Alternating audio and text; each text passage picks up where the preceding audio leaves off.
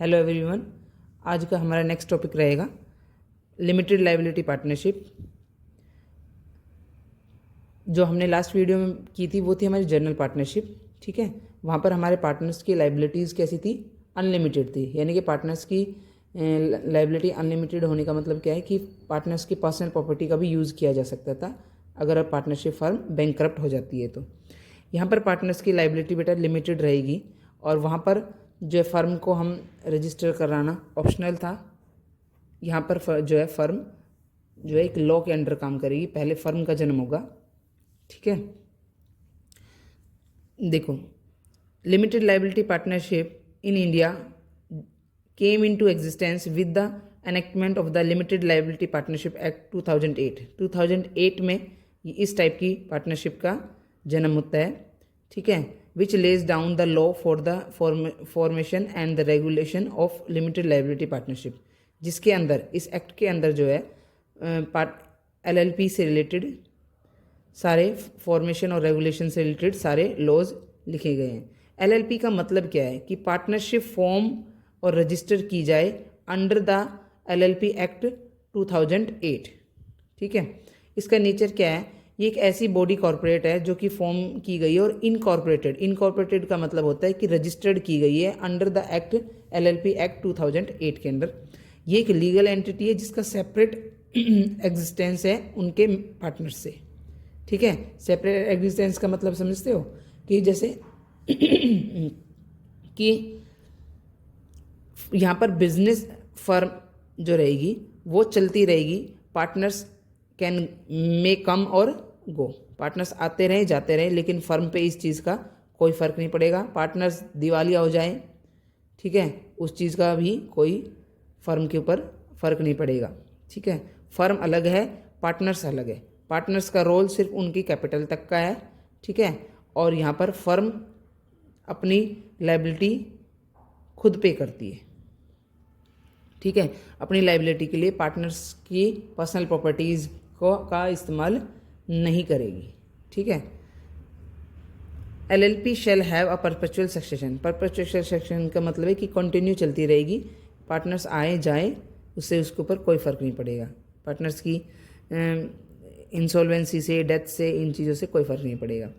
Then है any change in the partner of LLP shall not be effect the existence right and liability of the LLP। ये भी कि कोई partners में कोई भी चेंज हो, ठीक है, LLP में कोई फ़र्क नहीं पड़ेगा। LLP के एग्जिस्टेंस पे कोई फ़र्क नहीं पड़ेगा, उसके राइट पे भी कोई फ़र्क नहीं पड़ेगा और उसकी जो लायबिलिटीज़ है उसके ऊपर भी कोई फ़र्क नहीं पड़ेगा। ठीक है, ये बिल्कुल एक कंपनी की तरह ही काम करती है। ठीक है, ये समझो एक आर्टिफिशियल पर्सन का जन्म हो जाता है एक लॉ के अंडर। ठीक है, इस तरीके से इसके खुद के राइट रहेंगे, खुद की लायबिलिटीज़ रहेगी और खुद की एग्जिस्टेंस रहेगा, यानी कि अस्तित्व रहेगा। ठीक है, अभी डिफरेंस देखते हैं जनरल पार्टनरशिप में और LLP में क्या अंतर है।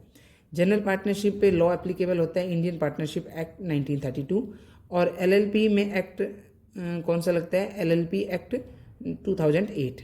इसका रजिस्ट्रेशन ऑप्शनल है, यानी कि इसका जन्म जो एग्रीमेंट से होता है ऑप्शनल है इसका रजिस्ट्रेशन कराना।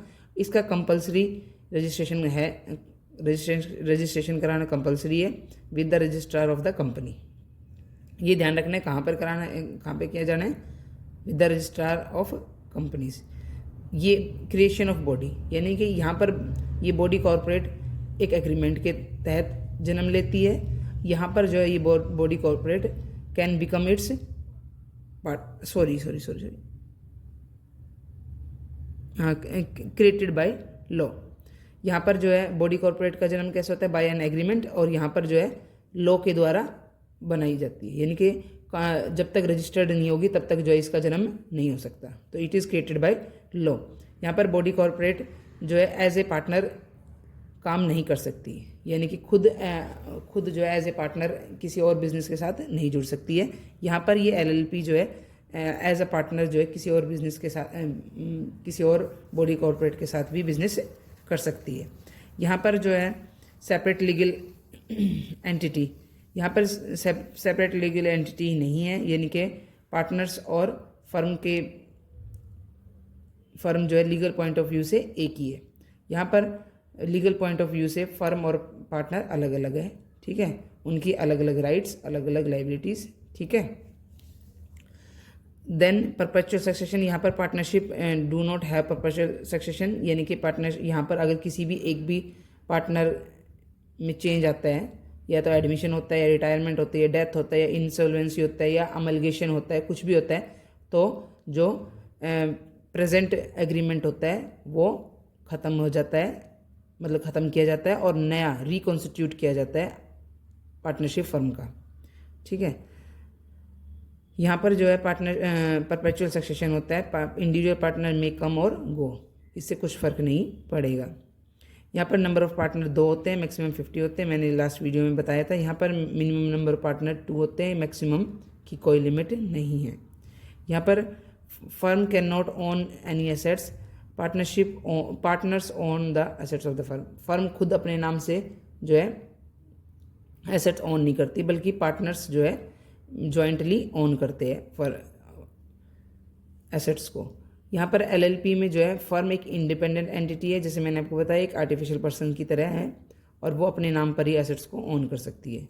यहाँ पर लाइबिलिटी अनलिमिटेड होती है पार्टनर्स की। यहाँ पर पार्टनर्स की liability up to their contribution towards LLP, LLP में जो उन्होंने कंट्रीब्यूशन किया है, जो भी अमाउंट लगाई, सिर्फ वहाँ तक जो है उनकी लाइबिलिटी होती है। यानी कि अगर फर्म को एलएलपी में लॉसेस होंगे तो सिर्फ जो उन्होंने कंट्रीब्यूशन किया है ना, जो कैपिटल लगाई है, सिर्फ वो डूब सकती है, इसके अलावा उनकी पर्सनल प्रॉपर्टीज़ पे कोई इफेक्ट नहीं आएगा।